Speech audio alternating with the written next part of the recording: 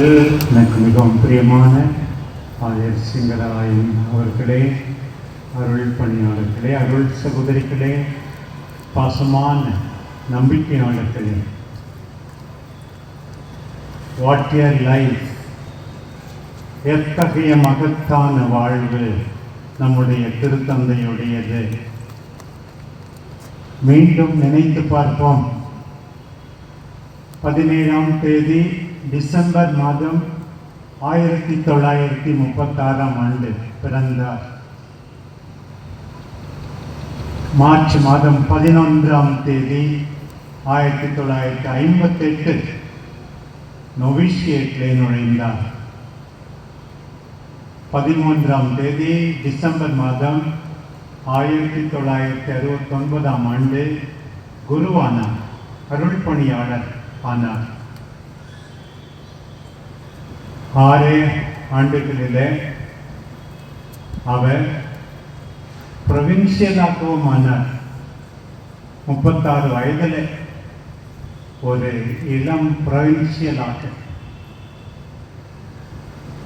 மே மாதம் 20ஆம் தேதி என்னுடைய குறிப்பிட்ட நாள் கூட 1992ஆம் ஆண்டு அவர் துணை ஆயராக தேர்ந்தெடுக்கப்பட்டார். 7 நாட்களிலேயே ஆயர் பட்டமும் பெற்றார். எத்தகைய தயாரிப்பு இருந்ததோ நாம் அறியோம். ஜூன் மாதம் 3ஆம் தேதி 1997ஆம் ஆண்டு வாரிசு ஆயராக நியமிக்கப்பட்டார். 6 மாதத்திலேயே புவனஸ் ஏர்ஸ் மாநகரத்தின் பேராயராக அவர் பணி பொறுப்பேற்றார்.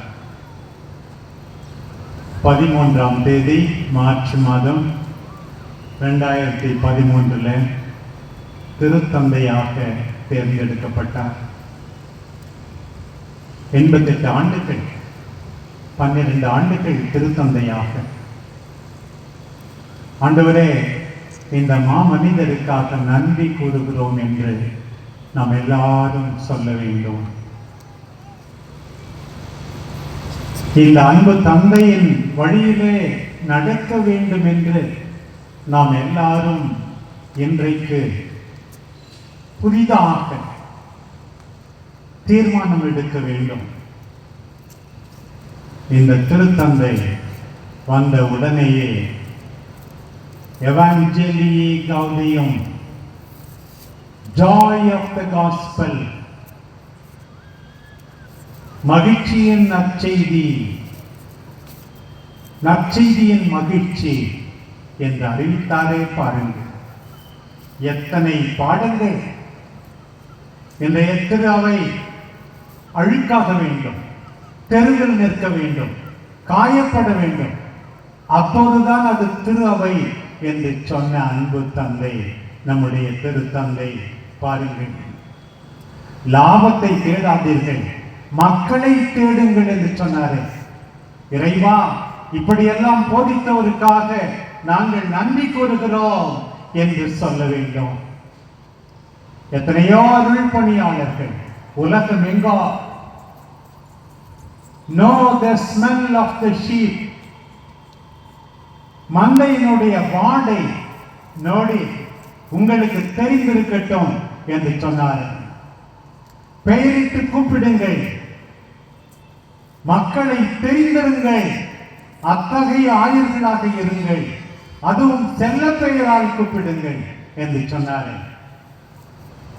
யாரையும் ஒதுக்கி விடாதீர்கள் என்று சொன்னார். அன்புக்கு ஆப்போசிட் வெறுப்பு அல்ல, கண்டுகொள்ளாமல் இருப்பது. விவிலியத்திலே நற்செய்தி பகுதிகளிலே நாம் பார்க்கிறோம். ஆண்டவர் சொன்ன அந்த கதையிலே அந்த பணக்காரன் ஏழை லாசரை கண்டுகொள்ளாமல் இருந்து விட்டான். மத்திய 25 நாம் வாசிக்கிறோமே, நான் பசியாய் இருந்தேன், நீங்கள் உண்ண கொடுக்கவில்லை, தாகமாய் இருந்தேன், நீங்கள் குடிக்க கொடுக்கவில்லை, அந்நியனாய் இருந்தேன், என்னை வரவேற்கவில்லை, நீங்கள் ஒன்றுமே செய்யவில்லை, கண்டுகொள்ளவில்லை என்று தானே ஆண்டவர் கேட்பாராம். நல்ல சமாரியன் ஓமை இல்லை. முதலில் சென்ற 2 பேர் கண்டுகொள்ளாமல் சென்று விட்டார்களே. நல்ல சமாரியனாக இருக்க வேண்டும் என்று தானே